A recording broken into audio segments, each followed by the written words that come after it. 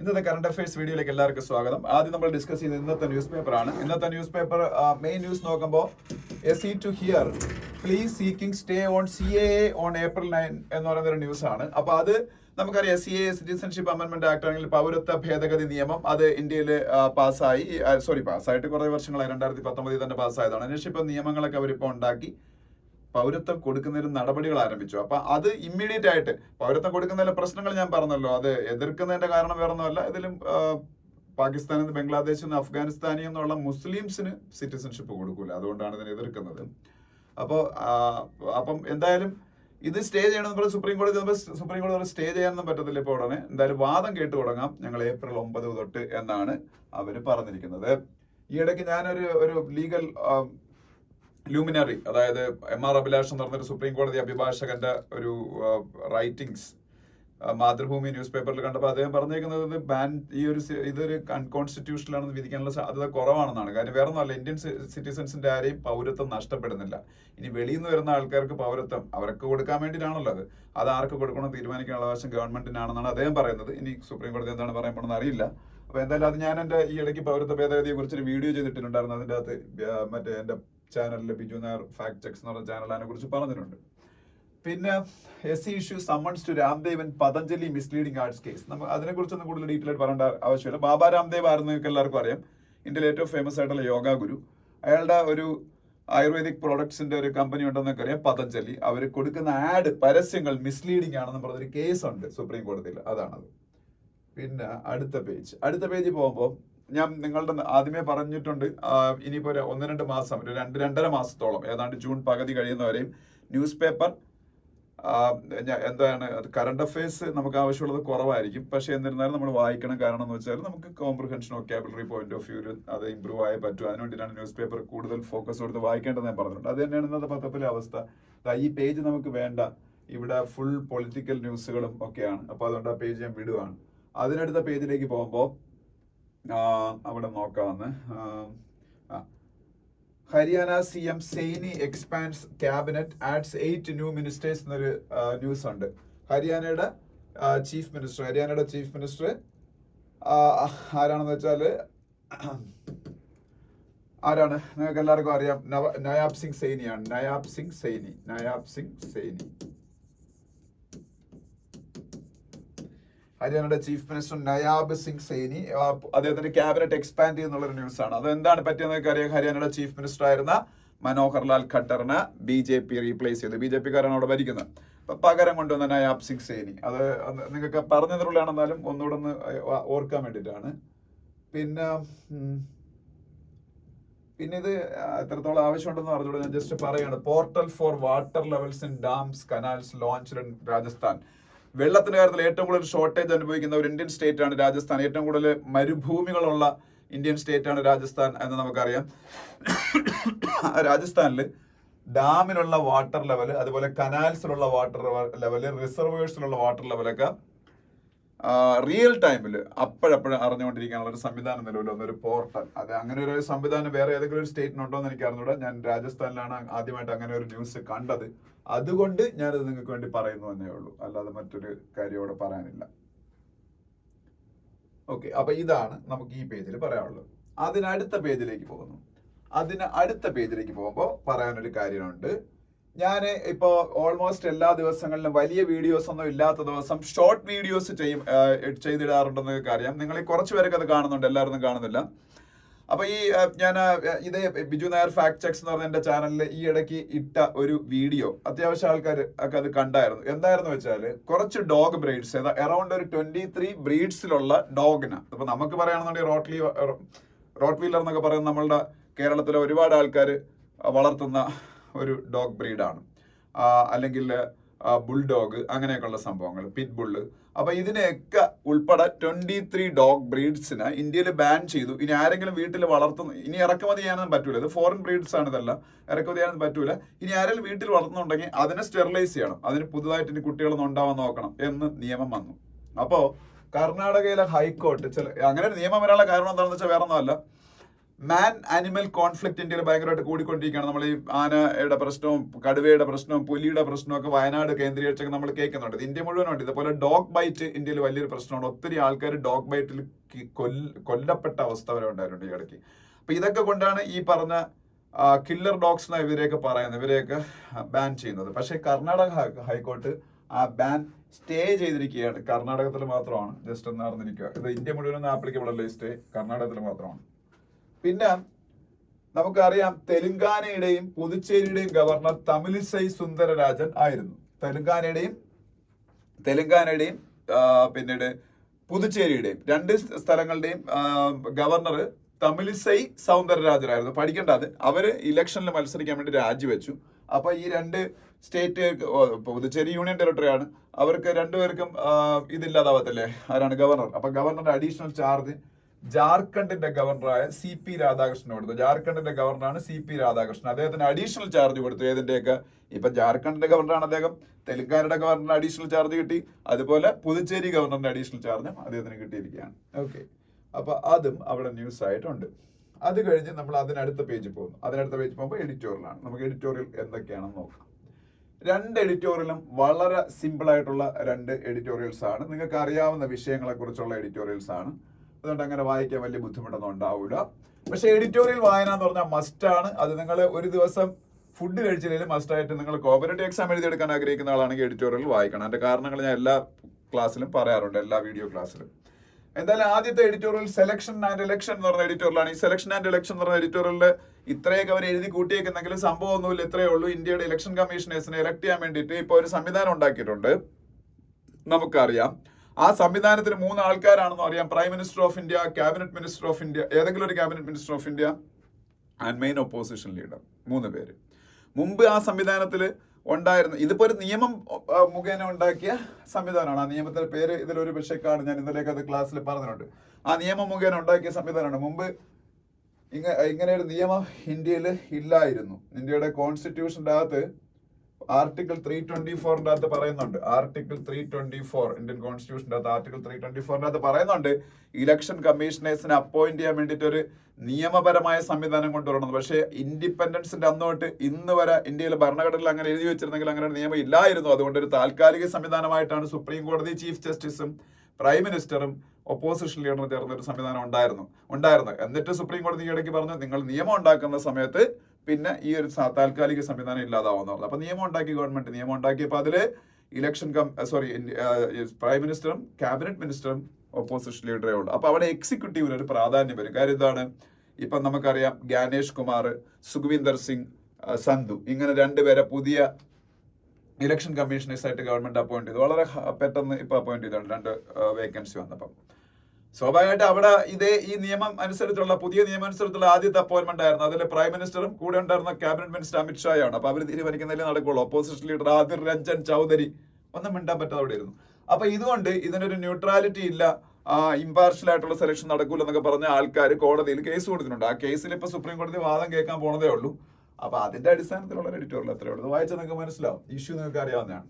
ഇനി രണ്ടാമത്തെ എഡിറ്റോറിയൽ പക്ക ഒരു പൊളിറ്റിക്കൽ എഡിറ്റോറിയലാണ്. പക്ഷെ സ്റ്റിൽ നമ്മളത് വായിക്കും. നോർമൽ കേസിന് മുമ്പ് നമ്മളത് വായിക്കൂലായിരുന്നു. പക്ഷെ ഇപ്പം വായിക്കും. കാര്യം നമുക്ക് വേണം കോംപ്രിഹെൻഷൻ സ്കിൽ ഇംപ്രൂവ് ചെയ്യാൻ. ഇപ്പൊ ലെങ്ത് ആൻഡ് ബ്രെഡ്ത്ത് എന്ന് പറഞ്ഞ എഡിറ്റോറിയലാണ്. ഇതെന്താണെന്ന് വെച്ചാൽ രാഹുൽ ഗാന്ധിയുടെ ഭാരത് ജോഡോ ന്യായ യാത്രയെ കുറിച്ചാണ്. ഭാരത് ജോഡോ യാത്രയുടെ ഫസ്റ്റ് ലെഗ് നടന്നത് കേരളത്തിൽ നിന്ന്, കന്യാകുമാരി എന്നൊക്കെ സ്റ്റാർട്ട് ചെയ്ത് കേരളം വഴി കർണാടക വഴി തെലങ്കാന വഴി ഇങ്ങനെ പോയി. എന്നിട്ട് സെക്കൻഡ് ലെഗ് അവരിപ്പോ നടത്തി നോർത്ത് ഈസ്റ്റിലെ മണിപ്പൂരിൽ നിന്ന് സ്റ്റാർട്ട് ചെയ്ത് മഹാരാഷ്ട്ര അല്ല മുംബൈയിൽ അവസാനിച്ചു. അപ്പൊ ഈ 2 ലെഗ് യാത്രകൾ കൊണ്ടും പൊളിറ്റിക്കലി അവർക്ക് എന്തെങ്കിലുമൊക്കെ വലിയ നേട്ടങ്ങൾ ഉണ്ടായെന്ന് ചോദിച്ചാല് ഒരുപക്ഷെ കർണാടകത്തിലും തെലങ്കാനയിലൊക്കെ ഗവൺമെന്റ് ഉണ്ടാക്കിയ നേട്ടമായിട്ട് പറയാം. അപ്പോഴും നോർത്ത് ഇന്ത്യയിൽ ഉണ്ടായിരുന്ന പല സ്റ്റേറ്റുകളും നഷ്ടപ്പെട്ടു. ഇനി അവരുടെ അലയൻസ് പാർട്ട്നേഴ്സിന്റെ കാര്യം പറയുകയാണെങ്കിൽ, അതായത് സഖ്യകക്ഷികൾ പലതും കോൺഗ്രസ് എവിടെയൊക്കെ ശക്തമാകുന്നുണ്ടോ അവിടെ എല്ലാം സഖ്യകക്ഷികൾ അവരെ ഡെസേർട്ട് ചെയ്യാണ്, സഖ്യകക്ഷികൾ അവരെ ഉപേക്ഷിച്ചു പോയാണ്. അവര് ഒട്ടും ശക്തി ഇല്ലാത്ത സ്ഥലങ്ങളിൽ മാത്രമാണ് സഖ്യകക്ഷികൾ, ഇപ്പൊ തമിഴ്നാട്ടിലൊക്കെ അവരെ സഖ്യകക്ഷി അവരെ സപ്പോർട്ട് ചെയ്യുന്നുണ്ട്. അപ്പൊ ഇലക്ടറലി ഈ ഒരു യാത്ര കൊണ്ട് എന്തൊക്കെ നേട്ടം ഉണ്ടായി എന്ന് ചോദിച്ചാൽ അത് കാണേണ്ടതാണ്, ഇനി കണ്ട് അറിയേണ്ടതാണ്. പക്ഷേ അവരുടെ കേഡേഴ്സിന്, അതായത് കോൺഗ്രസ് പാർട്ടി പ്രവർത്തകരെ എനർജൈസ് ചെയ്യിക്കാൻ അത് സഹായിച്ചിട്ടുണ്ട്. കാര്യം എന്ന് വെച്ചാൽ എല്ലാ സ്റ്റേറ്റുകളിൽ കൂടി ഇത് കടന്നു പോകുമ്പോൾ അവിടെ എല്ലാ പാർട്ടി മെഷീനറി ഉണർന്ന് പ്രവർത്തിച്ച് ഈ യാത്ര സക്സസ്ഫുൾ ആക്കിയൊക്കെ ചെയ്തു. സോ അവർ കുറെ നാളോട്ട് ഉറങ്ങിക്കിടന്നവരുടെ മെഷീനറി ഒന്ന് ഉണർന്നിട്ടുണ്ട്. എന്തായാലും അങ്ങനെ നോക്കിയാൽ ഈ പറഞ്ഞ ഭാരത് ജോഡോ യാത്ര എന്ന് പറയുന്നത് കോൺഗ്രസിന് കുറച്ചൊക്കെ ലാഭം തന്നെയാണ്. അതിന്റെ പൊളിറ്റിക്കൽ ഡിവിഡൻഡ് എന്താണ് അവർക്ക് ഇതിന് കിട്ടാൻ പോകുന്ന കാര്യം yet to be seen ആണ്. ഓക്കെ, അതാണ് രണ്ടാമത്തെ എഡിറ്റോറിയൽ. അപ്പൊ ഈ രണ്ട് എഡിറ്റോറിയലും വായിക്കുക. ഇനി ഇവിടെ വേറൊരു ആർട്ടിക്കിൾ ഉണ്ട്. ഞാൻ പറയുന്നത് ഇത്തരത്തിലുള്ള ആർട്ടിക്കിളിലൂടെ നിങ്ങൾ വായിച്ചു പോകുക എന്നുള്ളതാണ്. കാരണം ന്യൂസ് പേപ്പറിലെ മറ്റു ന്യൂസുകൾ കുറെ, ഇത് പക്ഷേ ഇങ്ങനെയുള്ള ആർട്ടിക്കിൾസ് എല്ലാം ഭയങ്കര ഇൻഫർമേറ്റീവ് ആണ്. ആവശ്യമുള്ളത് മാത്രം, എല്ലാ ആർട്ടിക്കിളൊന്നും വായിക്കണ്ട. ഇത് ties that epitomise India's neighbourhood first policy. What is neighbourhood first policy? ആ പേര് തന്നെ ഉണ്ട്. ഇന്ത്യയുടെ ഡിപ്ലോമാറ്റിക് ആയിട്ടുള്ള ഔട്ട്റീച്ചിൽ ഇന്ത്യ ഏറ്റവും കൂടുതൽ പ്രാധാന്യം കൊടുക്കുന്ന രണ്ട് ഡിപ്ലോമാറ്റിക് ആയിട്ടുള്ള ഒരു പദങ്ങൾ എന്ന് പറഞ്ഞാൽ ഒന്ന് ആക്ട് ഈസ്റ്റ് പോളിസിയും വേറൊന്ന് നെയ്ബർഹുഡ് ഫസ്റ്റ് പോളിസിയാണ്. Neighbourhood first policy means India will always give maximum importance to our neighbours first and after that only we will look beyond that. That is the neighbourhood first policy. അപ്പൊ അതിലാണ് നമ്മൾ മാൽദീവ്സിനെയൊക്കെ അത്രയും protect ചെയ്തത്. But still those people are very എന്താ പറയുക thankless to us, അല്ലെ? അതാണ് നമ്മൾ ഇപ്പൊ റീസെന്റ് ആയിട്ട് കണ്ടുകൊണ്ടിരിക്കുന്നത്. അപ്പൊ എന്തായാലും നെയ്ബർഹുഡ് ഫസ്റ്റ് പോളിസിയിലെ ഇന്ത്യയുടെ ഏറ്റവും ഷൈനിങ് എക്സാമ്പിൾ ആണ് ഭൂട്ടാൻ എന്ന് പറഞ്ഞ രാജ്യം. വെറും 5-5.5 ലക്ഷം പോപ്പുലേഷൻ മാത്രമുള്ള ഒരു ചെറിയ രാജ്യം, അതിന് നമ്മൾ ഈക്വൽ സ്റ്റാച്ചർ, ഇന്ത്യക്ക് ഈക്വൽ ആയിട്ടുള്ള ഒരു സ്റ്റാച്ചർ അവർക്ക് കൊടുക്കുന്നത് കൊണ്ട് ഇന്ത്യ എന്ന് പറഞ്ഞ രാജ്യത്തിന് അവരെ ഹൃദയത്തോട് ചേർത്ത് വെച്ചേക്കാണ്. ഇന്ത്യക്ക് അവരും അതുപോലെയാണ്. അവിടുത്തെ പ്രൈം മിനിസ്റ്റർ ലോട്ടെ ഷെറിംഗ് ഇപ്പൊ ഇന്ത്യ വിസിറ്റ് ചെയ്തിരുന്നു. ഇന്ത്യൻ പ്രൈം മിനിസ്റ്റർ ഈ വീക്കിൽ അവിടെ തിരിച്ച് വിസിറ്റ് ചെയ്യാൻ പോവുകയാണ്. അവിടുത്തെ കിങ് ജിഗ്മി ഖേസർ വാങ്ചുക് എന്ന് പറയുന്ന കിങ് ഈ ഇടയ്ക്ക് ഇന്ത്യയിൽ വന്നിട്ട് പോയതേ ഉള്ള ഒരു 1 month ബാക്ക്. അവർക്ക് ഗലഫു എന്ന് പറഞ്ഞൊരു ഗലഫു മൈൻഡ്ഫുൾ സിറ്റി എന്നുള്ള പേരുള്ള ഒരു സിറ്റി അവർ ഡെവലപ്പ് ചെയ്യുകയാണ്. അതിന് പൂർണ്ണ അസിസ്റ്റൻസ് കൊടുക്കുന്നത് ഇന്ത്യയാണ്. ആസാമിനോട് ചേർന്നാണ് ഈ ഗലഫു മൈൻഡ്ഫുൾ സിറ്റി വരുന്നത്. റീസെന്റ് ആയിട്ട് അതൊക്കെ പറഞ്ഞിട്ടുണ്ട്. ഒപ്പം നമ്മൾ ഒരുപാട് ഹൈഡ്രോ ഇലക്ട്രിക് പവർ പ്രോജക്റ്റുകൾ നമ്മളുടെ തന്നെ ഫണ്ടിങ്ങിൽ അസിസ്റ്റൻസിൽ ഭൂട്ടാനിൽ ഉണ്ടാക്കുന്നുണ്ട്. അവിടെ നല്ല റിവറുകളൊക്കെ ഉണ്ട്. അപ്പൊ ആ റിവേഴ്സിലൊക്കെ നമ്മൾ ഇലക്ട്രിസിറ്റി ജനറേറ്റ് ചെയ്യാൻ വേണ്ടി നമ്മൾ തന്നെ അവിടെ ഡാമുകൾ കൺസ്ട്രക്ട് ചെയ്ത് ഇലക്ട്രിസിറ്റി പ്രൊഡ്യൂസ് ചെയ്യുന്നുണ്ട്. ഹൈഡ്രോ ഇലക്ട്രിക് പവർ, അങ്ങനെ അവർക്ക് ഇൻകം ജനറേറ്റ് ചെയ്യുന്നത്. കാര്യം അവരെ നാട്ടിലല്ലേ നമ്മൾ ഉണ്ടാക്കുന്നത്. അപ്പൊ അവരെന്നിട്ട് ആ വൈദ്യുതി ഇലക്ട്രിസിറ്റി നമുക്ക് വിൽക്കുവാണ്. അങ്ങനെ ഓൾ എൻകമ്പോസിംഗ് ആയിട്ടുള്ള ഒരു ഫ്രണ്ട്ഷിപ്പ്. അപ്പൊ ഇന്ത്യയുടെ നെയ്ബർഹുഡ് ഫസ്റ്റ് പോളിസിയുടെ സക്സസിന്റെ ഏറ്റവും വലിയ മാനിഫെസ്റ്റേഷൻ ആണ് ഈ ഭൂട്ടാൻ ഇന്ത്യ റിലേഷൻ എന്ന് ഇന്ത്യയുടെ പഴയ അംബാസിഡർ ആയിരുന്ന ഗൗതം ബംബാവാലെ എഴുതിയേക്കുന്ന ഒരു ആർട്ടിക്കിളാണ്. So you should read that. അതൊരു നല്ല ആർട്ടിക്കിളാണ്. പിന്നെ ഇതൊന്നും വായിച്ചാലും കുഴപ്പമില്ല. വെച്ചൂർ കവിനെ കുറിച്ചൊക്കെയാണ്. അതിനടുത്ത പേജിലേക്ക് പോകുമ്പോൾ guaranteed MSP is an ethical imperative എന്ന് പറയുന്ന ഒരു ആർട്ടിക്കിൾ കാണാം. ഇതൊക്കെ നിങ്ങൾക്ക് വേണമെങ്കിൽ വായിച്ചാൽ മതി. വലിയ എന്നാലും ജസ്റ്റ് ഒന്ന് വേണമെങ്കിൽ വായിക്കാം. കാര്യം ഈ ഇടയ്ക്ക് കർഷക സമരങ്ങളാണല്ലോ വലിയ പ്രശ്നം ഇന്ത്യയിൽ എന്ന് പറയുന്നത്. കർഷകർ സമരം ചെയ്യുന്നത് എന്തിനാണ്? MSP മിനിമം സപ്പോർട്ട് പ്രൈസ് അവർക്ക് ഉണ്ട്. ഏതാണ്ട് എനിക്ക് തോന്നുന്നു 10-20 കാർഷിക വിളകൾക്ക് MSP മിനിമം സപ്പോർട്ട് പ്രൈസ് ഉണ്ട്. പക്ഷെ that is not legally guaranteed. അതൊരു ലീഗൽ ഗ്യാരണ്ടി ആക്കി മാറ്റണം. അതിന് വേണ്ടിയിട്ട് ഒരു ലീഗൽ ഫ്രെയിംവർക്ക് കൊണ്ടുവരണം എന്നുള്ള പേരിലാണ് അവര് സമരം ചെയ്യുന്നത്. അവര് നമ്മളുടെ ഗവൺമെന്റിനെതിരെ തിരിയുന്നത്.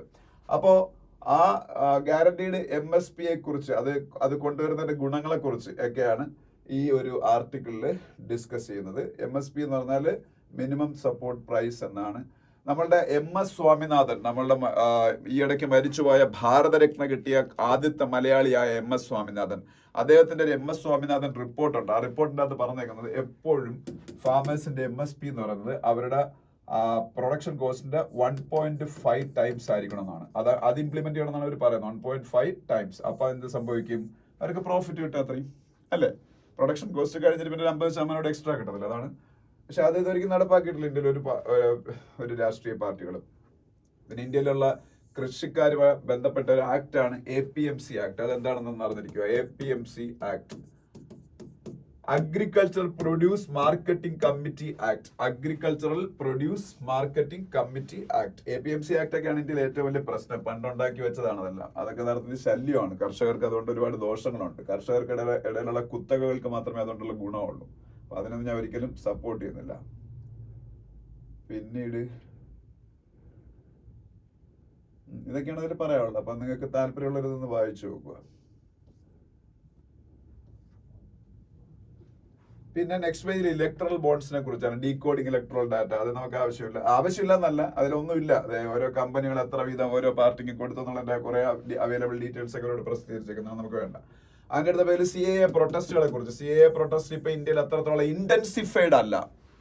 CAA പ്രൊട്ടസ്റ്റ് എന്ന് പറയുന്നത് ഭയങ്കര വലിയ പ്രൊട്ടസ്റ്റ് ഉണ്ടായിരുന്നു കോവിഡിന് തൊട്ട് മുമ്പ്. 2019 ഇത് ഫസ്റ്റ് ടൈം പാർലമെന്റിൽ പാസ്സാവുന്ന സമയത്ത് ഷഹീൻ ബാഗ് എന്ന് പറഞ്ഞ് നമ്മളുടെ ഡൽഹിയിലെ ഒരു പ്രദേശത്ത് മുസ്ലിം ആയിട്ടുള്ള ആൾക്കാർ, എസ്പെഷ്യലി ഭയങ്കര ഏജ്ഡ് ആയിട്ടുള്ള അമ്മമാരും ഒക്കെ ഇറങ്ങി സമരം ചെയ്തതും അതിന് അവസാനം ഒരു കലാപമായി മാറിയതും അത് ഡൽഹി റയട്ട് എന്നറിയപ്പെട്ടതും കുറച്ചുപേര് കൊല്ലപ്പെട്ടതും എല്ലാം ആ കാലഘട്ടത്തിലായിരുന്നു. ആ രീതിയിൽ ഭയങ്കര സ്ട്രിഞ്ചൻ ഒരു എന്താ പറയുന്ന ഒരു ഭയങ്കര ഹീറ്റഡ് ആയിട്ടുള്ള ഒരു സർചാർജ്ഡ് ആയിട്ടുള്ള അറ്റ്മോസ്ഫിയറുള്ള അജിറ്റേഷൻസ് ആണ് ആ കാലഘട്ടത്തിൽ നടന്നത്. But now it is subdued. ഇപ്പോഴത്തെ ഈ പറഞ്ഞ CAAക്ക് അഗെയിൻസ്റ്റ് ആയിട്ടുള്ള അജിറ്റേഷൻസ് നമ്മളെ CPM ഒക്കെ നയിക്കുന്ന ചില അജിറ്റേഷൻസേ ഉള്ളൂ. ഈവൻ കോൺഗ്രസ് പോലും ചില പാസിംഗ് റെഫറൻസസ് പറയുന്നതല്ലാതെ all are not active this time against the implementation of CAA Citizenship Amendment Act for the reasons unknown to me. എനിക്ക് അറിയാത്ത റീസൺ. അന്ന് അവർ പ്രൊട്ടസ്റ്റ് ചെയ്യാത്തതിന്റെ കാരണം എന്താണെന്ന് എനിക്ക് അറിഞ്ഞൂടാ. എന്തായാലും ഷഹീൻ ബാഗ് പ്രൊട്ടസ്റ്റിനെ കുറിച്ചുള്ള ആർട്ടിക്കിൾ ആണ്. ഇപ്പൊ അതൊന്നും നടക്കുന്നില്ല, അത് പഴയ കാര്യമാണ്. ഓക്കെ, പിന്നെ ഈ പേജിലേക്ക് വരുമ്പോ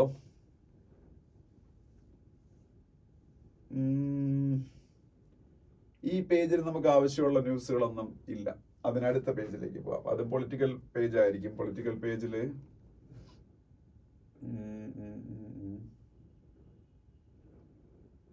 ഇല്ല, ഈ പേജ് നമുക്ക് വേണ്ട. അതിനടുത്ത പേജിലേക്ക് പോവാം. അതിനടുത്ത പേജിൽ പോകുമ്പോ ഇവിടെ ഒരു കാര്യമുണ്ട്. 2023 was the hottest year on record, confirms WMO. WMO എന്ന് പറഞ്ഞാൽ UN ഒരു ഓർഗനൈസേഷൻ ആണ്. നിങ്ങൾക്ക് അറിയായിരിക്കും മിക്കുള്ളവർക്ക്. WMO is an organization of United Nations. WMOയുടെ എക്സ്പാൻഷൻ വേൾഡ് മെറ്റീരിയോളജിക്കൽ ഓർഗനൈസേഷൻ എന്നാണ്. വേൾഡ് മെറ്റീരിയോളജിക്കൽ ഓർഗനൈസേഷൻ, കാലാവസ്ഥാ പഠനവുമായിട്ട് ബന്ധപ്പെട്ട ഓർഗനൈസേഷൻ. അവരുടെ സ്റ്റഡി അനുസരിച്ച് 2023 ആണ് ഇതുവരെയുള്ള രേഖപ്പെടുത്തിയിട്ടുള്ള റെക്കോർഡ് ചെയ്യപ്പെട്ടിട്ടുള്ള ഏറ്റവും ഹോട്ടസ്റ്റ് ഇയർ ഓൺ റെക്കോർഡ് എന്ന് പറയുന്നത്. അപ്പൊ അതൊന്ന് പഠിച്ചു വെച്ചാണ് 2023. അത് കഴിഞ്ഞ വർഷം. ഇനി ഈ വർഷം അത് ബ്രേക്ക് ചെയ്യുന്നുണ്ടെന്ന് അറിഞ്ഞൂടാ. 27.6 million people engaged in forced labor in 2021. ILO എന്താണെന്ന് നമുക്കറിയാം. Again, it is an organization under United Nations. ILO, International Labour Organization, headquartered in Geneva. അവരുടെ റിപ്പോർട്ട് അനുസരിച്ച് 2021 റിപ്പോർട്ടാണ് ഈ പറഞ്ഞത്. 27.6 million, അതായത് ഏതാണ്ട് 2.76 crore ആൾക്കാർ ഫോഴ്സ്ഡ് ലേബറിൽ എൻഗേജ് ചെയ്യേണ്ടി വന്നതാണ്. ഈ ഫോഴ്സ്ഡ് ലേബർ എന്ന് പറയുമ്പോൾ നമുക്കറിയാം ഒരു ടൈപ്പ് ഓഫ് മോഡേൺ സ്ലേവറിയാണ്. ഈവൻ ഹ്യൂമൻ ട്രാഫിക്കിങ്ങും എല്ലാം ഈ ഫോഴ്സ്ഡ് ലേബറിന്റെ ഭാഗമായിട്ട് സംഭവിക്കുന്നതാണ്. അതൊരു വലിയ വേൾഡ് ഫേസ് ചെയ്യുന്ന പ്രോബ്ലമാണ്. മോഡേൺ ഡേ സ്ലേവറി എന്ന് പറയേണ്ട ഒരു ഫോഴ്സ്ഡ് ലേബറിന്. അപ്പൊ അതുമായിട്ട് ബന്ധപ്പെട്ടൊരു കണക്കാണ്. ഇതൊക്കെയാണ് ആ പേജിലുള്ളത്. അതിനടുത്ത പേജിൽ പോകുമ്പോ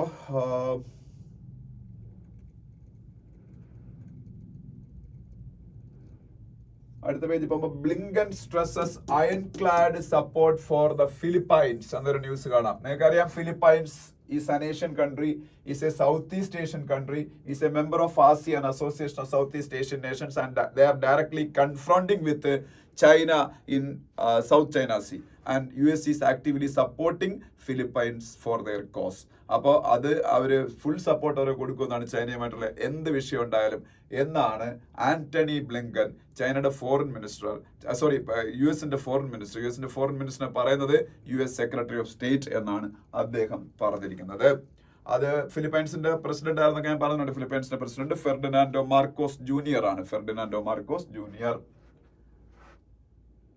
ഓക്കെ, അതും അവിടെ കാണാം. പിന്നെ fighting on halt on border with Pakistan says Taliban. ഈ താലിബാന്റെ പാകിസ്ഥാനാണ് വളർത്തിയത്. താലിബാൻ അഫ്ഗാനിസ്ഥാനിൽ തിരിച്ച് അധികാരത്തിൽ വന്നപ്പോൾ പാകിസ്ഥാനിൽ ഭയങ്കര ജൂബിലന്റ് സെലിബ്രേഷൻസ് ആയിരുന്നു. പക്ഷെ ഇപ്പൊ സംഭവിക്കുന്ന പാകിസ്ഥാനില് ബോംബ് സ്ഫോടനങ്ങൾ നടത്തുന്ന പാകിസ്ഥാനി താലിബാൻ, അവർക്ക് ഫുൾ സപ്പോർട്ട് കൊടുക്കുന്നത് അഫ്ഗാൻ താലിബാനാണ്. ഇതിനെക്കുറിച്ച് ഞാൻ ഈ ബിജു നായർ ഫാക്ട് ചെക്സ് എന്ന് പറയുന്ന ചാനലിനകത്ത് ഇടുന്ന വീഡിയോസിൽ മിക്കതിലും നിങ്ങൾക്ക് ആവശ്യമുള്ള ഒരുപാട് ഇൻഫർമേഷൻസ് കാണും. നിങ്ങൾ കാണാത്തത് യഥാർത്ഥത്തിൽ നിങ്ങൾക്ക് നഷ്ടമാണ്. അപ്പം കണ്ടാൽ നിങ്ങൾക്ക് നല്ലതാണ്. അപ്പൊ അതിനകത്ത് ഞാൻ ഈ താലിബാൻ പ്രോബ്ലത്തിനെ കുറിച്ചൊക്കെ പാകിസ്ഥാനിൽ ഇലക്ഷൻ നടന്ന സമയത്ത് ഞാൻ ഡിസ്ക്രൈബ് ചെയ്തിരുന്നു. അപ്പൊ എന്തായാലും താലിബാനും പാകിസ്ഥാനും തമ്മിൽ വലിയ പ്രശ്നങ്ങളാണ് ഇപ്പം. പിന്നെ Israel may be using starvation as a weapon of war says UN എന്നൊരു ന്യൂസ് കാണാം. അതായത് ഈ ഗാസ നിവാസികളെ പട്ടിണിക്കിടുന്ന പരിപാടിയാണ് ഈ ഇപ്പൊ കഴിഞ്ഞ കുറച്ചു കാലമായിട്ട് ഇസ്രായേൽ ചെയ്യുന്നത്. ഈ പട്ടിണിക്കിടൽ എന്ന് പറയുന്ന ഒരു ആയുധമായിട്ട് ഇസ്രായേൽ ഉപയോഗിക്കുന്നുണ്ടോ എന്നുള്ളത് ഡൗട്ടാണ്. ഈ ഒരു UN റൈറ്റ്സ് ചീഫ് എന്ന് പറയുന്ന യുണൈറ്റഡ് നേഷൻസിന്റെ ഹ്യൂമൻ റൈറ്റ്സ് ചീഫ് എന്ന് പറഞ്ഞാൽ ഓൾക്കർ തുർക്കാണ്. ഈ ഇടയ്ക്ക് അത് പറഞ്ഞിട്ടില്ലാണ്, ഒന്നുകൂടെ എഴുതിയിടാം. ഓൾക്കർ തുർക്ക് പറഞ്ഞേക്കുന്നത്. പിന്നെ Hong Kong passes new national security law. അതിൻ്റെ അകത്ത് പറയാനുള്ളത്, ഹോങ്കോങ് എന്ന് പറഞ്ഞ പ്രദേശത്തിന്റെ പ്രത്യേകതയുണ്ട്. ഹോങ്കോങ് ആക്ച്വലി ചൈനയുടെ ഭാഗം അല്ലായിരുന്നു. ഹോങ്കോങ് കൊളോണിയൽ റൂളിന്റെ അണ്ടറിലായിരുന്നു, അതായത് ബ്രിട്ടന്റെ അണ്ടറിലായിരുന്നു. China democratic republic of China ആയതിനു ശേഷവും പീപ്പിൾസ് റിപ്പബ്ലിക് ഓഫ് ചൈന ആയതിനു ശേഷവും ഹോങ്കോങ് അങ്ങനെ തന്നെ തുടർന്നു. ഏതാണ്ട് 96-ലോ 97-ലോ മറ്റോ ബ്രിട്ടൻ ഹോങ്കോങ്ങിനെ ചൈനയ്ക്ക് കൈമാറുന്നത്. പക്ഷേ ഹോങ്കോങ്ങിനെ ചൈനയ്ക്ക് കൈമാറുമ്പോൾ ബ്രിട്ടൻ വെച്ച കണ്ടീഷൻ എന്ന് പറഞ്ഞാൽ അവിടെ ഡെമോക്രസി ആയിരിക്കണം, അവിടെ ഒരു 2 സിസ്റ്റം ആയിരിക്കണം. അതായത് ചൈനയിലെ സിസ്റ്റം കൊണ്ട് ഹോങ്കോങ്ങിൽ ഇംപ്ലിമെന്റ് ചെയ്യാൻ പറ്റില്ല. അന്ന് ചൈന അത് സമ്മതിച്ചു. അതുകൊണ്ട് തന്നെ ഹോങ്കോങ്കാർക്ക് ഒരുപാട് ഫ്രീഡംസ് ഉണ്ടായിരുന്നു. But gradually they withdrew all those freedoms and people in Hong agitated very strongly against this Chinese cheating. So അവിടെ എന്ത് സംഭവിച്ചെന്ന് വെച്ചാൽ മാസീവ് പ്രൊട്ടസ്റ്റുകളാണ് അവിടെ നടന്നത്. അവിടുത്തെ ആൾക്കാരെല്ലാം തെരുവുകളിൽ ഇറങ്ങി പ്രക്ഷോഭം നടത്തി. പക്ഷേ ചൈന അതിലൊന്നും കുലുങ്ങിയില്ല. അന്ന് പ്രക്ഷോഭം നടത്തിയ ആൾക്കാരെ എല്ലാം പിടിച്ചകത്തിട്ടു, പത്രങ്ങളൊക്കെ പൂട്ടി. അവിടുത്തെ ഫ്രീ സ്പീച്ചും ഫ്രീഡം ഓഫ് സ്പീച്ചും everything they lost all the fundamental rights. They are now like a piece of land in China.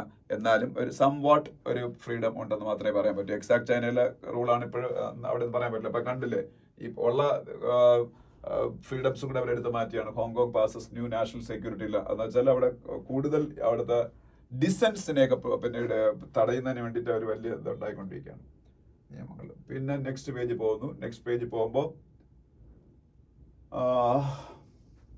Food prices littering inflation, അതൊക്കെ നമ്മൾ എപ്പോഴും പറഞ്ഞാണ്. ഫുഡിന്റെ പ്രൈസ് മൂലമാണ് ഇൻഫ്ലേഷൻ കൂടുന്നത്, നമുക്ക് എല്ലാവർക്കും അറിയാം. നമുക്ക് കൂടുതൽ പറയേണ്ട ആവശ്യമില്ല. പിന്നെ direct tax kitty crosses 97% of 2023-24 target. ഈ വർഷം ഡയറക്ട് ടാക്സ്, അതായത് ഇൻകം ടാക്സ്, കോർപ്പറേറ്റ് ടാക്സ്, അതെല്ലാം ഡയറക്ട് ടാക്സ് എന്ന് പറയുന്നത്. ഈ ഡയറക്ട് ടാക്സിന്റെ ഒരു ടാർഗറ്റ് വെക്കുക എല്ലാ ബഡ്ജറ്റിലും. ഈ ടാർഗറ്റ് ഓൾറെഡി ഇപ്പൊ ക്രോസ് ചെയ്യാൻ പോവുകയാണ്. കാര്യം 97% ഇപ്പൊ തന്നെ കളക്ട് ചെയ്ത് കഴിഞ്ഞു. ഇനി മാർച്ചിൽ കംപ്ലൈൻസിന്റെ ഭാഗമായിട്ട് ഇനിയുള്ള ദിവസങ്ങളിൽ ഒരുപാട് ടാക്സ് എല്ലാവരും അടയ്ക്കും. ഇപ്പൊ ഗവൺമെന്റ് പ്ലാൻ ചെയ്തേക്കാളും കൂടുതൽ ടാക്സ് ആണ്, ഡയറക്ട് ടാക്സ് ആണ് ഗവൺമെന്റ് കിട്ടാൻ പോണത്. പിന്നെ 17 വർഷത്തിന് ശേഷം ബാങ്ക് ഓഫ് ജപ്പാൻ ഇൻട്രസ്റ്റ് കൂട്ടി. യഥാർത്ഥത്തിൽ ഈ ജപ്പാനിൽ ഇൻട്രസ്റ്റ് എന്ന് പറഞ്ഞാൽ ഓൾമോസ്റ്റ് നില്ലെന്ന് പറയാം. 1% അവിടുത്തെ ഇൻട്രസ്റ്റ് എന്ന് പറഞ്ഞാൽ അവർ വർഷങ്ങളായിട്ട് അങ്ങനെ. 17 വർഷത്തിന് ശേഷം ജപ്പാനിൽ ആദ്യമായിട്ട് ഇൻട്രസ്റ്റ് കൂട്ടുന്നത്. ബാങ്ക് ഓഫ് ജപ്പാൻ എന്താണെന്ന് വെച്ചാൽ നമ്മളെ റിസർവ് ബാങ്ക് പോലെ ജപ്പാന്റെ സെൻട്രൽ ബാങ്ക്. കാരണം ഇവിടെ എഴുതിക്കൊള്ളണം, ജപ്പാന്റെ സെൻട്രൽ ബാങ്കാണ് ബാങ്ക് ഓഫ് ജപ്പാൻ. പിന്നെ AI എയർ ഇന്ത്യയും ആർട്ടിഫിഷ്യൽ ഇന്റലിജൻസ് അല്ല, എയർ ഇന്ത്യയും വിസ്താരയും മെർജ് ചെയ്യാൻ പോകുന്നു. അത് നമ്മൾ ഓൾറെഡി പറഞ്ഞിട്ടുള്ളതാണ്. എയർ ഇന്ത്യയും വിസ്താരയും മെർജ് ചെയ്യാൻ പോകുന്നു. Norway will invest almost $500 billion under EFTA. EFTA എന്നൊക്കെ അറിയാലോ, യൂറോപ്യൻ ഫ്രീ ട്രേഡ് അസോസിയേഷൻ. ഞാൻ ഈ ഇടയ്ക്ക് പറഞ്ഞാണ്, യൂറോപ്യൻ ഫ്രീ ട്രേഡ് അസോസിയേഷനായിട്ടല്ലേ നമ്മൾ TEP എന്ന് പറയുന്ന ഫ്രീ ട്രേഡ് എഗ്രിമെന്റ് ഉണ്ടാക്കിയത്. ഫ്രീ ട്രേഡ് എഗ്രിമെന്റ് TEP ഉണ്ടാക്കിയത് ആരുമായിട്ടാണ്? യൂറോപ്യൻ ഫ്രീ ട്രേഡ് അസോസിയേഷനായിട്ട്. അവര് പിന്നീട് അതിൽ $100 billion അവർ ഇൻവെസ്റ്റ് ചെയ്യുമെന്നാണ് പറഞ്ഞേക്കുന്നത്. $100 billion ഇന്ത്യയിൽ. ഈ $100 billion പകുതിയും ഇൻവെസ്റ്റ് ചെയ്യാൻ പോകുന്നത്, കൂടുതൽ ഇൻവെസ്റ്റ് ചെയ്യാൻ പോകുന്നത് സ്വിറ്റ്സർലൻഡ് ആയിരിക്കും. അത് കഴിഞ്ഞ് നോർവേ ആയിരിക്കും. അതിനെ കുറിച്ചൊരു ന്യൂസാണ്. ഇത്രയാണ് നമുക്ക് ഇവിടെ ആവശ്യമുള്ളത്. അതിനടുത്ത പേജ് ഇപ്പോൾ സ്പോർട്സ് ആണ്. സ്പോർട്സിൽ ഒന്നും പറയാനില്ല. IPL തുടങ്ങാൻ പോകുന്നു, അതിനെ കുറിച്ചുള്ള ഡീറ്റെയിൽ തന്നെ ആദ്യത്തെ 2 പേജുകളിൽ. പിന്നെ WPL സ്മൃതി മന്ദാനയുടെ റോയൽ ചലഞ്ചേഴ്സ് ജയിച്ചു. അപ്പൊ അതിനെ കുറിച്ചുള്ള ഒരു ന്യൂസ് കാണാം. പിന്നെ ലക്ഷ്യ സെൻ, ഇന്ത്യയുടെ ബാഡ്മിന്റൺ പ്ലെയർ. അദ്ദേഹത്തിന് 22 വയസ്സേ ഉള്ളൂ. ഇനി അദ്ദേഹം കയറി വരാനുള്ള സാധ്യത വളരെ കൂടുതലാണ്. 13ാമത്തെ സ്പോട്ടിലേക്ക് ലോകത്തിലെ വേൾഡ് റാങ്കിങ്ങിൽ 13th പ്ലേസിലേക്ക് അദ്ദേഹം ഇൻക്രീസ് എത്തി. പിന്നെ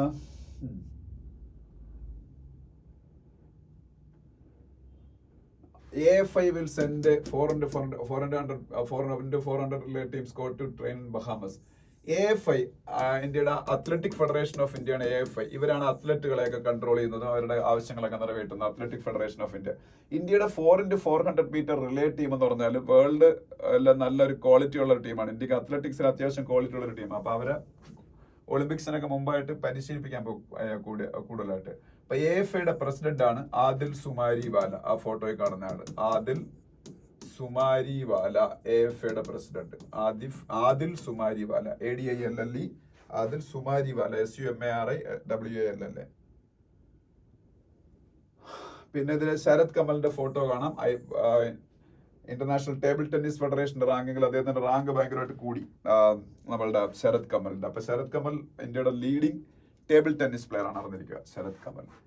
ഇനി ഇന്നലത്തെ പത്രം എടുത്താല്, ഇന്നലത്തെ പത്രത്തില് ജസ്റ്റിസ് DY ചന്ദ്രചൂഡിന്റെ ഫോട്ടോ ഉണ്ട്. വേറെ ഒന്നുമല്ല, disclose complete details of poll bond, SE tells SBIയോട് ഈ പോൾ ബോണ്ടുമായിട്ട് ബന്ധപ്പെട്ട എന്തൊക്കെ ഡീറ്റെയിൽസ് ഉണ്ട് അതെല്ലാം നിങ്ങൾ ഡിസ്ക്ലോസ് ചെയ്യണം. ഒരു ആൽഫാ ന്യൂമറിക് കോഡ് ഉണ്ട്, അത് ഇതുവരെ SBI കൊടുത്തിട്ടില്ല. അത് കൊടുത്തു കഴിഞ്ഞാൽ ഏത് വ്യവസായി ഏത് പാർട്ടി കൊടുത്തെന്ന് അറിയാൻ പറ്റും. അറിഞ്ഞിട്ട് പ്രത്യേകിച്ച് ഒന്നുമില്ല. കാര്യം ഇന്ത്യയിലെല്ലാം വായിക്കുമ്പോൾ നമുക്ക് അതിശയം തോന്നും. JDS എന്ന് പറഞ്ഞൊരു പാർട്ടിയുണ്ട്, 2 MP മാത്രമാണ് ഇന്ത്യയിലുള്ളത്. JDS എന്ന് പറഞ്ഞ പാർട്ടിക്ക് എങ്ങും ഭരണമില്ല. കർണാടകത്തിലെ പാർട്ടിയാണ്, കർണാടകത്തിൽ പോലും ഭരണമില്ല. അവർക്ക് തന്നെ കിട്ടിയ 50 കോടി രൂപ. അപ്പം സ്വാഭാവികമായിട്ടും ഇതെല്ലാവരും ഇത് എന്തിന്റെ അടിസ്ഥാനത്തിലാണ് ഇവർക്ക് ഇങ്ങനെ ഈ പറഞ്ഞ വ്യവസായികൾ വാരി കൊടുക്കുന്നതെന്ന് അറിയത്തില്ല. ഓക്കെ, അപ്പൊ എന്തായാലും അതാണ് ആ ന്യൂസ്. പിന്നെ ബാക്കിയെല്ലാം പൊളിറ്റിക്കൽ ന്യൂസുകളും കറപ്ഷൻ ന്യൂസുകളും ഒക്കെയാണ്. ഒന്നും നമുക്ക് വേണ്ട. അതിനടുത്ത പേജിലേക്ക് പോവാം. അതിനടുത്ത പേജിൽ പോകുമ്പോ വേണ്ട, ഈ പേജിൽ ഒരു ന്യൂസ് നമുക്ക് ആവശ്യമില്ല. അതിന്റെ അടുത്ത പേജിൽ പോവാം. അതിന്റെ അടുത്ത പേജിൽ പോകുമ്പോൾ ഞാൻ പറഞ്ഞാണ്, Tamilisai resigns as governor and LG to contest Lok Sabha election. ഈ തമിലിസൈ സൗന്ദരരാജനായിരുന്നു ഗവർണറുമായിരുന്നു, അവര് LG ആയിരുന്നു. ഗവർണറും LGയും. ഗവർണർ എന്ന് പറയുന്നത് എവിടുത്തെ ആയിരുന്നു? തെലുങ്കാനല്ല. LG ലെഫ്റ്റനന്റ് ഗവർണർ എവിടത്തെ ആയിരുന്നു? ഇവിടുത്തെ പുതുച്ചേരിയിലെ. അപ്പൊ അതവര് റിസൈൻ ചെയ്തു. ഇതാണ് ഞാൻ എന്താണ് നിങ്ങളുടെ പറഞ്ഞത്. ഈ ന്യൂസ് പ്യുവർലി തമിഴ്നാടിന്റെ റീജിയണൽ ന്യൂസ് ആണെങ്കിൽ ഞാനിത് പറയുന്നു because it has some matters related to Constitution of India and the matter will definitely land up in Supreme Court or High Court എന്ന് ഞാനൊന്ന് പറഞ്ഞിരുന്നു. അപ്പൊ അവിടെ കോൺസ്റ്റിറ്റ്യൂഷന്റെ ബേസിൽ constitution bench of supreme court has to take the decision because the matter is related with the constitution എന്ന് ഞാനൊന്ന് പറഞ്ഞിരുന്നു. അതായിരുന്നു നമ്മളെ പൊന്മുടി എന്ന് പറയുന്ന ഒരു മിനിസ്റ്ററുടെ അയാളെ അഴിമതി കേസിൽ ആദ്യം അയോഗ്യനാക്കിയത് മദ്രാസ് ഹൈക്കോർട്ടാണ്. പക്ഷെ അയാൾ സുപ്രീം കോടതി പോയപ്പോ ആ വിധിക്ക് സ്റ്റേ വന്നു. അപ്പൊ അയാളെ വീണ്ടും മന്ത്രിയാക്കാൻ സ്റ്റാലിൻ തുടങ്ങി. അപ്പോ അവിടുത്തെ തമിഴ്നാടിന്റെ ഗവർണർ RN രവി സമ്മതിച്ചില്ല. അദ്ദേഹം പറഞ്ഞ സ്റ്റേ ചെയ്തിട്ടേ ഉള്ളൂ, അല്ലാതെ അയാളെ എക്സോണറേറ്റ് കുറ്റവിമുക്തനാക്കിയിട്ടില്ല. So I can take him back in to the council of ministers എന്ന് അദ്ദേഹം പറഞ്ഞു. ഇതിൽ സുപ്രീം കോടതിയിലേക്ക് ഈ കേസ് പോകുന്ന എനിക്ക് അന്നേ അറിയാതെ, അതുകൊണ്ടാണ് ഞാൻ പറഞ്ഞത്. സുപ്രീം കോടതിയിലേക്ക് ആ കേസ് പോയേക്കാണ്. ഇനി സുപ്രീം കോടതിയിൽ ഫൈനൽ ഡിസിഷൻ പറയാം. അങ്ങനെ ഒരു മന്ത്രിയുടെ ഇപ്പൊ സ്റ്റേ ഒരു കോടതി വിധി അയാൾക്കെതിരെ ഉണ്ട്. അത് സ്റ്റേ ചെയ്തിരിക്കുന്ന സമയത്ത് അയാളെ തിരിച്ച് വീണ്ടും മന്ത്രിസഭയിലേക്ക് ഇൻഡക്ട് ചെയ്യാൻ പറ്റുമോ എന്നുള്ളതാണ് ലീഗൽ ക്വസ്റ്റ്യൻ. രണ്ടാമത്തെ ക്വസ്റ്റ്യൻ എന്ന് പറയുന്നത്, ഒരു മുഖ്യമന്ത്രി റെക്കമെൻഡ് ചെയ്യുമ്പോൾ, മന്ത്രി ആയിട്ടുള്ള ഒരാൾ റെക്കമെൻഡ് ചെയ്യുമ്പോൾ ആ റെക്കമെൻഡേഷൻ റിജക്ട് ചെയ്യാനുള്ള അവകാശം ഗവർണറിനുണ്ടോ എന്നുള്ളതാണ് രണ്ടാമത്തെ കോൺസ്റ്റിറ്റ്യൂഷണൽ ക്വസ്റ്റ്യൻസ്. ഈ ക്വസ്റ്റ്യൻസിന്റെ ആൻസർ സുപ്രീം കോടതി പറയും. പിന്നെ MLC എപ്പോഴും നമ്മൾ പറഞ്ഞതാണ് member of legislative council. Do not seal premises for violating Kannada name board law. അത് ഞാൻ പറഞ്ഞിട്ടുള്ളതാണ്. കന്നഡയിൽ അവിടുത്തെ ബോർഡുകളുടെ 60% ഇനി കന്നഡയിൽ വേണം കർണാടകത്തിൽ ചെയ്യാൻ. അതിനെ കുറിച്ചുള്ള ഇവിടെ ഒരു കാര്യം പറഞ്ഞോട്ടെ. VSSC ISRO develop multi purpose app Sakhi to assist Gaganyaan crew. നമ്മളുടെ ഗഗൻയാനിൽ പോകാൻ പോകുന്ന ക്രൂ ഉണ്ടല്ലോ, അവരെ അസിസ്റ്റ് ചെയ്യാൻ വേണ്ടിയിട്ട് ISRO ഒരു പുതിയ ഒരു ആപ്പ് ഡെവലപ്പ് ചെയ്ത. ആപ്പിന്റെ പേര് സഖി എന്നാണ്. സഖിക്ക് എക്സ്പാൻഷൻ ഉണ്ട്. Space borne assistant and knowledge hub for crew interaction.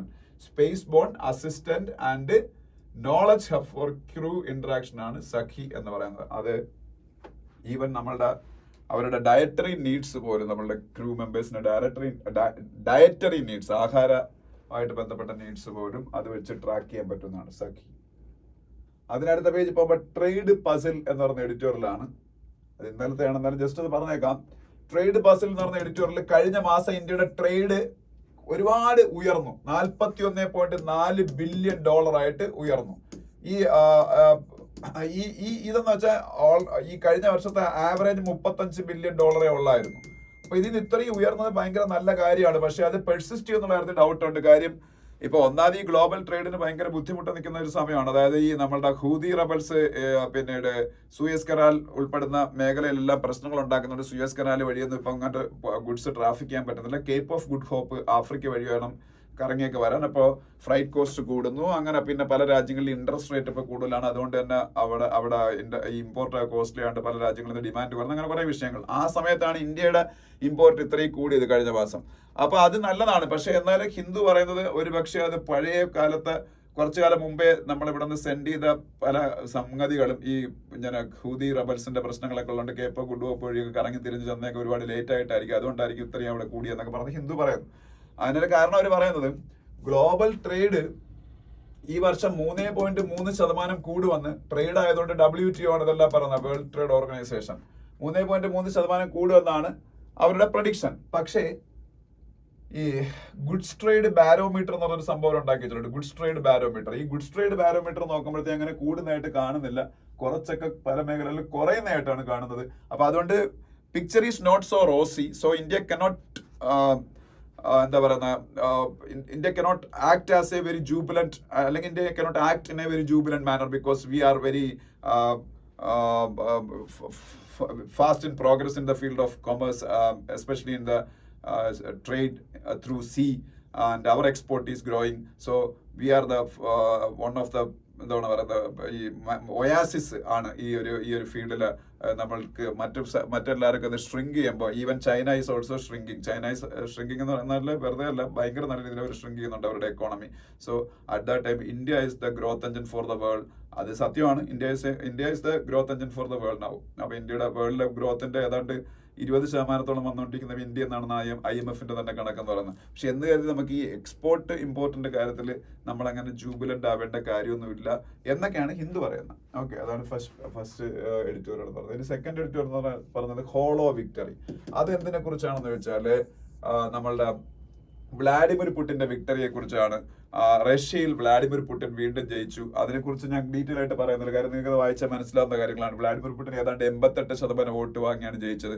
അപ്പൊ അതിന്റെ കാരണം വേറൊന്നുമല്ല, അദ്ദേഹത്തിന്റെ ശക്തരായ എതിരാളികളെല്ലാം അദ്ദേഹം ഒതുക്കി. ഇപ്പൊ അലക്സി നവൽനിയൊക്കെ ജയിലിൽ കിടന്ന് മരിച്ചു.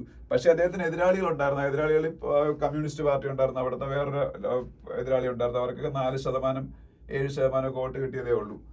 അപ്പം എന്നിരുന്നാലും നമ്മൾ ഇങ്ങനെയൊക്കെയാണ് അദ്ദേഹം അവിടെ ഇലക്ഷനിൽ തുടർച്ചയായിട്ട് ജയിക്കുന്നതെങ്കിലും പുടിനെതിരെ അങ്ങനെ ശക്തമായ വികാരമൊന്നുമില്ല അവിടുത്തെ ജനങ്ങളുടെ ഇടയിലില്ല. കാര്യം പുടിനെ ആരാധിക്കുന്ന ഒരുപാട് ആൾക്കാർ, മെജോറിറ്റി ആൾക്കാർ ഇപ്പോഴും അവിടെ ആരാധിക്കുന്ന ആൾക്കാരാണ്. അതിന്റെ കാര്യം 2000 വരെ, 90 തൊട്ട് 2000 വരെ അവിടെ ഭയങ്കര ദുർഭരണമായിരുന്നു.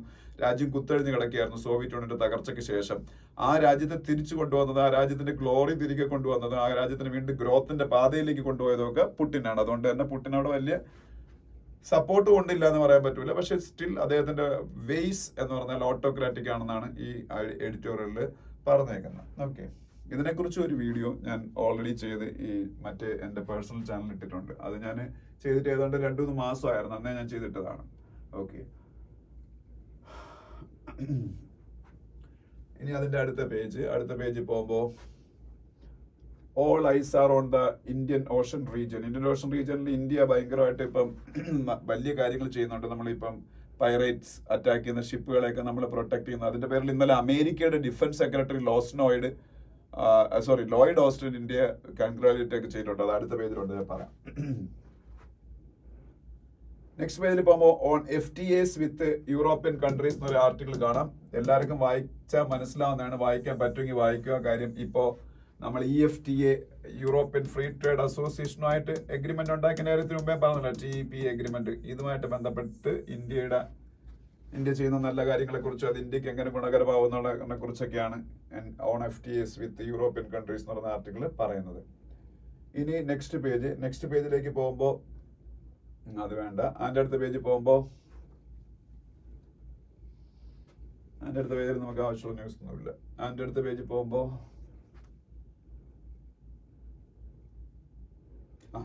ഇതാണ് ഞാൻ പറഞ്ഞത്. In a call to Rajnath, US official lauds navy's anti piracy operation. അത് ആരാണെങ്കിലും അപ്രീഷിയേറ്റ് ചെയ്തേ പറ്റുള്ളൂ. യൂറോപ്പിലെ ഒരു രാജ്യവും ഇന്ത്യയെ അപ്രീഷിയേറ്റ് ചെയ്തിട്ടുണ്ട്. അവരെ പൗരന്മാരെയൊക്കെ നമ്മൾ പ്രൊട്ടക്ട് ചെയ്തതാണ്. നമ്മൾ INS കൊൽക്കത്ത എന്ന് പറയുന്ന ഷിപ്പ് ഉപയോഗിച്ചാണ് നമ്മൾ അവരെയൊക്കെ രക്ഷപ്പെടുത്തിയത്. അതിന് ലോയിഡ് ഓസ്റ്റിൻ ആണ് യുഎസിന്റെ ഡിഫൻസ് സെക്രട്ടറി അല്ലെ ഇവിടുത്തെ ഡിഫൻസ് മിനിസ്റ്റർ, 2 L ഉണ്ട്, 2 L, ലോയിഡ് ഓസ്റ്റിൻ. അത് കഴിഞ്ഞാൽ അതിന്റെ അടുത്ത പേജ് പോകുമ്പോൾ ഒരു സ്റ്റഡിയാണ്, സ്പ്രിംഗ് സീസൺ ഇന്ത്യയിൽ ഡിസപ്പിയർ ചെയ്യുന്നു ഇപ്പൊ മിക്ക സ്റ്റേറ്റുകളിലും. അതായത് വിന്ററിന്റെയും സമ്മറിന്റെയും ഇടയിൽ ഒരു സ്പ്രിംഗ് സീസൺ വരാറുണ്ട്. ആ സ്പ്രിംഗ് സീസണിൽ കുറച്ചൊക്കെ ഈ ചൂടൊക്കെ ഒന്ന് കൺട്രോൾഡ് ആയിട്ട് പോകുന്ന ഒരു സമയമായിരിക്കും. പക്ഷെ ഇപ്പൊ സംഭവിക്കുന്നത് വിന്ററിൽ നിന്ന് സമ്മറിലേക്ക് ഡയറക്ട്ലി എടുത്ത് ചാടി അതിന്റെ ഇടയിൽ സ്പ്രിംഗ് സീസൺ പലയിടത്തും ഉണ്ടാകുന്നുണ്ട് ഇന്ത്യയിൽ പല സ്റ്റേറ്റുകളിൽ എന്നൊക്കെ ഉള്ളൊരു സ്റ്റഡിയാണ്.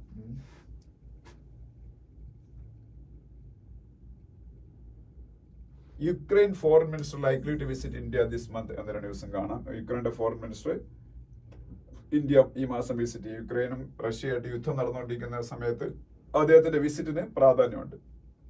Vaccine for dengue may be out in markets by mid 2026 says IIL എന്നൊരു ന്യൂസ് കാണാം.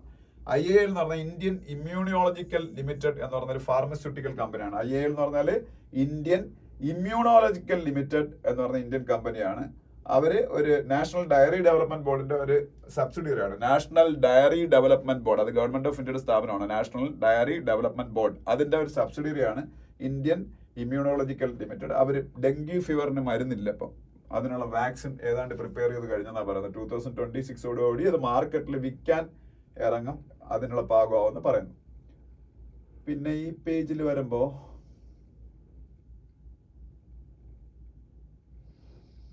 ഈ പേജിൽ അങ്ങനെ പ്രത്യേകിച്ച് പറയാനില്ല. ഈ ഒരു സ്ഥാപനത്തിന്റെ പേര് നടന്നിരിക്കും IL&FS. ഇടയ്ക്ക് വെച്ച് വലിയ പ്രശ്നത്തിലായി പോയ ഒരു സ്ഥാപനമാണ് IL&FS എന്ന് പറയുന്നത്. IL&FSന്റെ പ്രത്യേകത ഇന്ത്യയിലെ ഏറ്റവും വലിയ NBFCs ഒരെണ്ണമാണ്.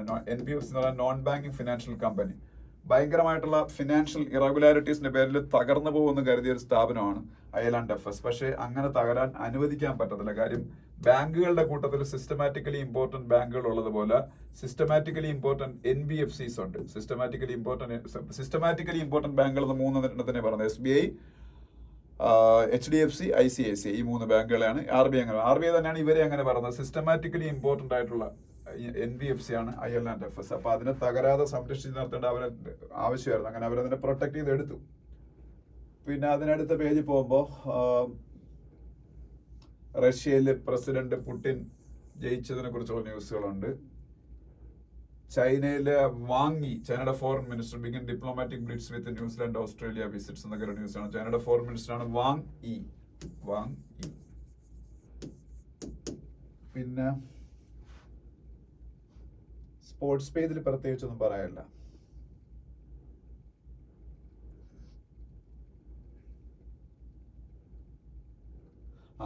വേൾഡ് ബില്യാർഡ്സ് മ്യൂസിയത്തിന്റെ ഹാൾ ഓഫ് ഫെയിമിലേക്ക് സെലക്ട് ചെയ്യപ്പെട്ട ഇന്ത്യക്കാരൻ പങ്കജ് അദ്വാനി. വളരെ യങ്ങായിട്ടുള്ള ഒരാളാണ്. പക്ഷെ 10-16 വേൾഡ് ടൈറ്റിൽസ് ബില്യാർഡ്സ് എന്ന് പറഞ്ഞ ഗെയിമിലും സ്നൂക്കർ എന്ന് പറഞ്ഞ ഗെയിമിലും നേടിയ ആളാണ്. അതുകൊണ്ട് പങ്കജ് അദ്വാനിയെ വേൾഡ് ബില്യാർഡ്സ് മ്യൂസിയത്തിന്റെ ഹാൾ ഓഫ് ഫെയിമിലേക്ക് സെലക്ട് ചെയ്തു. World billiards museum hall of fame. Okay, അറിഞ്ഞിരിക്കുക. അപ്പം ഇതൊക്കെയാണ് ഈ പത്രത്തിൽ നമുക്ക് ഡിസ്കസ് ചെയ്യാനുള്ളത്. പിന്നെ നമുക്ക് 16-ാം തീയതിയിലത്തെ ന്യൂസ് പേപ്പർ എന്തായാലും കുറച്ച് തുടങ്ങി വെച്ചാൽ അതിന്റെ ബാലൻസ് ഉണ്ടെന്ന് തോന്നുന്നു. ഓടിച്ചൊന്ന് നോക്കിയേക്കാം. ഓക്കെ,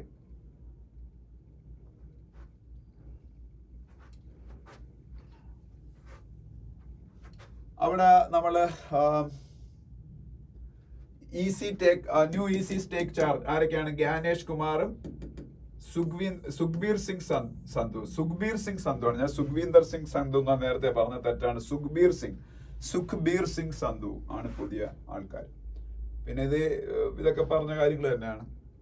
അതിനടുത്ത പേജിൽ പോകുമ്പോ ജേർണലിസത്തിന് ഇന്ത്യയിൽ കൊടുക്കുന്ന ഒരു പ്രധാനപ്പെട്ട അവാർഡാണ് ചമേലി ദേവി അവാർഡ്. അറിഞ്ഞിരിക്കുക, ചമേലി ദേവി അവാർഡ്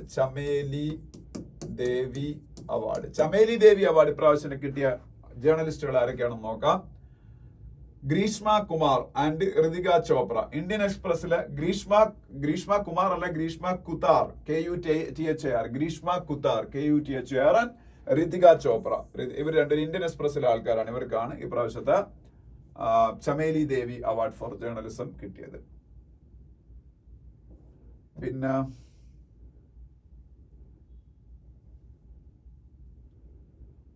പിന്നെ പേജിൽ ആവശ്യമുള്ളൊന്നുമില്ല. അതിന്റെ അടുത്ത പേജിൽ പോകുമ്പോൾ ഫുഡ് ഫാക്ടർ, ഈ എഡിറ്റോറിയലൊന്നും ഇനി ഞാനത് ഡിസ്കസ് ചെയ്യുന്നില്ല. വേറെ ഒന്നും അല്ല, വേണമെങ്കിൽ ഒന്ന് പറഞ്ഞേക്കാം. ഫുഡ് ഫാക്ടർ എന്ന് പറഞ്ഞ ഇത് 2 ദിവസം മുമ്പുള്ള പത്രമാണ്, അതുകൊണ്ടാണ് ഞാൻ ഡിസ്കസ് ചെയ്യുന്നില്ല പറഞ്ഞത്. ഇപ്പം തന്നെ നിങ്ങൾക്ക് 4 വായിക്കാണ്ട്. ഇന്നത്തെ ഹിന്ദു എഡിറ്റോറിയൽസിനെ ഡിസ്കസ് ചെയ്തിട്ടുണ്ട്. അത് 4 കൂടെ വായിക്കുന്നതിനെ കുറെ വായിക്കാനായി. ഫുഡ് ഫാക്ടർ എന്ന് വേറെ ഒന്നുമല്ല, നമ്മളെ ഇൻഫ്ലേഷൻ ഭയങ്കരമായിട്ട് കുറയുന്നുണ്ട്. അതായത് കോർ ഇൻഫ്ലേഷൻ നോക്കുമ്പോൾ ഇന്ത്യയുടെ ഇൻഫ്ലേഷൻ ലെസ് ദാൻ 4% ആണ്. കോർ ഇൻഫ്ലേഷൻ മാത്രം നോക്കുക. കോർ ഇൻഫ്ലേഷൻ എന്താണ് ഞാൻ നിങ്ങളെ പറഞ്ഞിട്ടുണ്ട്. ഫുഡ് ഇൻഫ്ലേഷനും ഫ്യൂൽ ഇൻഫ്ലേഷനും ടോട്ടൽ ഇൻഫ്ലേഷന് കുറയ്ക്കുന്നതാണ്. ടോട്ടൽ ഇൻഫ്ലേഷന് ഹെഡ്ലൈൻ ഇൻഫ്ലേഷൻ എന്ന് പറയും. ഹെഡ്ലൈൻ ഇൻഫ്ലേഷൻ ഫുഡ് ഇൻഫ്ലേഷനും ഫ്യൂൽ ഇൻഫ്ലേഷനും കുറയ്ക്കുമ്പോൾ കിട്ടുന്നതാണ് എന്താണ് core inflation. Core inflation less than 4% ആണ്. മനസ്സിലായോ? അപ്പോ ഈ പിന്നീട് അപ്പൊ ലെസ് ദാൻ 4% ആവണം ടോട്ടൽ ഇൻഫ്ലേഷൻ. അതാണ് ഗവൺമെന്റ് ഓഫ് ഇന്ത്യ ആർമിയും തമ്മിലുള്ള മെമ്മോറണ്ടം ഓഫ് അണ്ടർസ്റ്റാൻഡിംഗ്. പക്ഷേ only because of food inflation, even fuel inflation is also not causing problem for India now. Okay, only because of food inflation, India's inflation is staying above the upper tolerance limit of upper tolerance limit 6%. അത്ര ഇല്ല, ഇപ്പം 5 point something above the limit of 4%. അപ്പം അതിനെ കുറിച്ചുള്ള editorial, first editorial. അപ്പൊ food inflation എങ്ങനെയൊക്കെയാണ് ഇപ്പൊ ഇന്ത്യയിൽ നിൽക്കുന്നത് എന്നുള്ളതിനെ കുറിച്ചൊക്കെയാണ്. ഇനി ഹോം കമ്മിങ് എന്ന് പറഞ്ഞ 2ാമത്തെ എഡിറ്റോറിയൽ പക്ക പ്യുവർലി പൊളിറ്റിക്കൽ എഡിറ്റോറിയൽ. വേറെ ഒന്നുമല്ല, ആന്ധ്രാപ്രദേശ് എന്ന് പറഞ്ഞ സ്റ്റേറ്റില് BJP അവിടുത്തെ 2ാമത്തെ വലിയ പൊളിറ്റിക്കൽ പാർട്ടിയായ TDP തെലുഗുദേശം പാർട്ടിയായിട്ട് അലയൻസ് ഉണ്ടാക്കി. അവർ പണ്ട് അലയൻസിലായിരുന്നു. 2009 അവർ ബ്രേക്കപ്പ് ആയതാണ്. Again they created an alliance, 3-party alliance, BJP, TDP and ജൻസേന എന്ന് പറഞ്ഞ അവിടുത്തെ ഒരു പവൻ കല്യാൺ എന്ന് പറഞ്ഞ ആക്ടർ ഉണ്ട്, അദ്ദേഹത്തോട് ചേർന്നുള്ള ആ ഒരു alliance. That is A formidable alliance and they can win handsome number of seats in Lok Sabha election, and simultaneously legislative assembly election is also happening there. Sometimes they will win the legislative assembly election also, this alliance. അതാണ് ഇപ്പോഴത്തെ opinion Paul predictions ഒക്കെ പറയുന്നത്. അതിനെ കുറിച്ചാണ്. Okay, പിന്നെന്താ, അതിനടുത്ത പേജിൽ പോകുമ്പോൾ ground zero അത് വേണ്ട. അതിനടുത്ത പേജിൽ പോകുമ്പോൾ CAA റൂൾസുമായിട്ട് ബന്ധപ്പെട്ട കാര്യങ്ങളൊക്കെയാണ് അതിൽ പറയുന്നത്.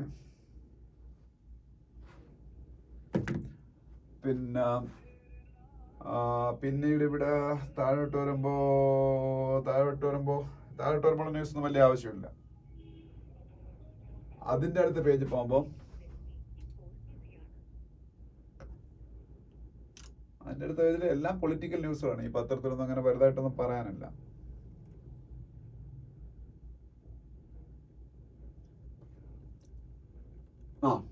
അതിന്റെ അടുത്ത പേജിൽ പോകുമ്പോൾ former navy chief admiral Ramdas passes away എന്നൊരു ന്യൂസ് ഉണ്ട്. പഴയ ഇന്ത്യയുടെ നേവി ചീഫ് ആയിരുന്നു. പിന്നെ Rajnath inaugurates navy's state of the art headquarters in Delhi. Indian നേവിക്ക് ഒരു ഡെഡിക്കേറ്റഡ് ഹെഡ്ക്വാർട്ടേഴ്സ്, അത് state of the art headquarters എന്ന് പറഞ്ഞാൽ എല്ലാ മോസ്റ്റ് മോഡേൺ ഫീച്ചേഴ്സ് ഉള്ള ഹെഡ്ക്വാർട്ടേഴ്സ് ഡൽഹിയിൽ ഇപ്പം ഇനാഗുറേറ്റ് ചെയ്തു. നൗസേന Bhavan, the newly constructed നൗസേന Bhavan NAUSENA നൗസേന Bhavan എന്നാണ് അത് അറിയപ്പെടുന്നത്.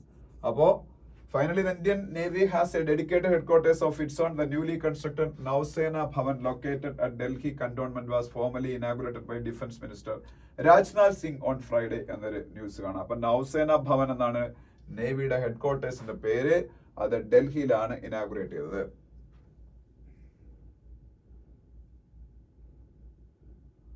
പിന്നെ army rises first unit operate Apache attack helicopters in Jodhpur. അത് അറിഞ്ഞിരിക്കുക. അപ്പാച്ചെ ഹെലികോപ്റ്റർ എന്ന് പറഞ്ഞാല് അറ്റാക്കിന് ഉപയോഗിക്കുന്ന ഹെലികോപ്റ്റേഴ്സ്. സാധാരണ എയർഫോഴ്സിന് ഫൈറ്റർ പ്ലെയിൻസ് ആണുള്ളത്. ഇപ്പൊ അറ്റാക്ക് ഹെലികോപ്റ്റേഴ്സ് ഉണ്ട്. അറ്റാക്ക് ഹെലികോപ്റ്റേഴ്സിൽ ഇപ്പൊ നമ്മൾ ബോയിങ്ങിന്റെ കയ്യിൽ നിന്ന്, അതായത് അമേരിക്കൻ കമ്പനിയായ ബോയിങ്ങിന്റെ വാങ്ങിയ അറ്റാക്ക് ഹെലികോപ്റ്റേഴ്സ് ആണ്. ജോധ്പൂർ ബേസ് ചെയ്ത് അതിന്റെ ഒരു യൂണിറ്റ് നമ്മൾ അപ്പാച്ചെ അറ്റാക്ക് ഹെലികോപ്റ്റേഴ്സിന്റെ unit preparing to induct the first batch of AH-64 Apache attack helicopters in its fall.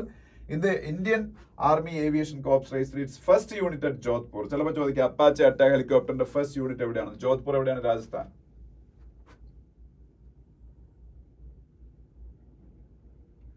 പിന്നെ അത്രയാണ് അവിടെ ഉള്ളത്. പിന്നെ അതിനടുത്ത പേജിലേക്ക് പോകുമ്പോൾ Palestinian leader names adviser Mohammad Mustafa as PM. പാലസ്തീന്റെ പ്രസിഡന്റ് ആരാണ്? പാലസ്തീന്റെ പ്രസിഡന്റ് മെഹമ്മൂദ് അബ്ബാസ് ആണ്. പാലസ്തീന്റെ പ്രസിഡന്റ് ആരാണ്? മെഹമ്മൂദ് അബ്ബാസ്. പാലസ്തീൻ എന്ന് പറയുമ്പോൾ പാലസ്തീന്റെ ചില മേഖലകളിലാണ് അവർക്ക് ഒരു പ്രസൻസ് ഉള്ളത്, അവർക്ക് അദ്ദേഹത്തിന്റെ റൂളുള്ള. ഗാസ ഭരിക്കുന്ന ഹമാസ് ആണെന്ന് നിങ്ങൾക്ക് അറിയാം. അതുകൊണ്ടാണല്ലോ ഇപ്പൊ ഗാസയിൽ യുദ്ധമൊക്കെ നടക്കുന്നത്. ഗാസ ഹമാസ് ആണ്, വെസ്റ്റ് ബാങ്കും അങ്ങനെയൊക്കെയുള്ള മേഖലകളാണ് ഈ മുഹമ്മദ് അബ്ബാസിന്റെ നേതൃത്വമുള്ള അവർ ഭരിക്കുന്നത്. അപ്പൊ എന്തായാലും പാലസ്തീന്റെ പ്രസിഡന്റ് എന്നാണ് മെഹമ്മൂദ് അബ്ബാസിനെ പറയുന്നത്. മെഹമ്മൂദ് അബ്ബാസ് പാലസ്തീന്റെ പുതിയ പ്രൈം മിനിസ്റ്റർ ആയിട്ട് അദ്ദേഹം മുഹമ്മദ് മുസ്തഫയെ അപ്പോയിന്റ് ചെയ്തു. മുഹമ്മദ് മുസ്തഫ.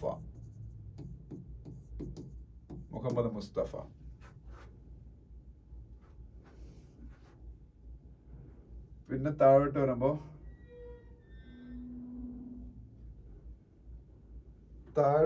അവിടെ നമുക്ക് പറയാനില്ല. അതിന്റെ അടുത്ത പേജിൽ പോകുമ്പോ ടെസ്ല എന്ന് പറഞ്ഞ കാർ കമ്പനിയൊക്കെ ഒരുപക്ഷെ ഇന്ത്യയിലേക്ക് വരാൻ സാധ്യതയുണ്ട്. കാര്യം എന്ന് വെച്ചാല് ഒരുപാട് ഇമ്പോർട്ട് ഡ്യൂട്ടിയൊക്കെ ഇന്ത്യ ഇലക്ട്രിക് വെഹിക്കിൾസിന്റെ കമ്പോണൻസിന്റെ മുകളിൽ ഉണ്ടായിരുന്ന പല ഡ്യൂട്ടികൾ ഇന്ത്യ ഇപ്പോൾ ഒഴിവാക്കി, അത് കട്ട് ചെയ്തു. അത് ടെസ്ല പോലുള്ള വേൾഡ് ഓഫ് മോസ്റ്റ് സോഫിസ്റ്റിക്കേറ്റഡ് ആയിട്ടുള്ള ഇലക്ട്രിക് കാർ മാനുഫാക്ചറേഴ്സിന്റെ ഇന്ത്യയിലേക്ക് ഇൻവൈറ്റ് ചെയ്യാനാണെന്നാണ് പറയുന്നത്. അതിനെ കുറിച്ചൊരു ന്യൂസ് കാണാം.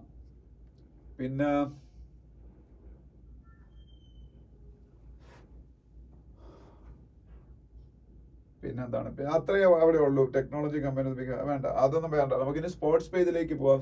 സ്പോർട്സ് പേജിൽ പോകുമ്പോൾ സ്പോർട്സ് പേജിൽ അങ്ങനെ വലിയ കാര്യങ്ങളൊന്നും പറയാനില്ല. നമ്മൾ അതിനുശേഷം ഈ പറഞ്ഞ WPL അങ്ങനെയുള്ള കാര്യങ്ങളൊക്കെ ഉള്ളൂ. പിന്നെ ശരത് കമലിന്റെ കുറച്ച് ന്യൂസുകളൊക്കെ ഉണ്ട്. ശരത് കമൽ ഇന്ത്യയുടെ ഏറ്റവും മികച്ച TT പ്ലെയർ ആണെന്ന് നിങ്ങൾക്ക് അറിയാം. അങ്ങനെയുള്ള കുറച്ച് കാര്യങ്ങൾ അവിടെ ഉള്ളൂ. ഓക്കെ, ഇത്രയൊക്കെയാണ് നമ്മളുടെ ന്യൂസ് പേപ്പറിലെ ന്യൂസുകൾ എന്ന് പറയുന്നത്. Thank you.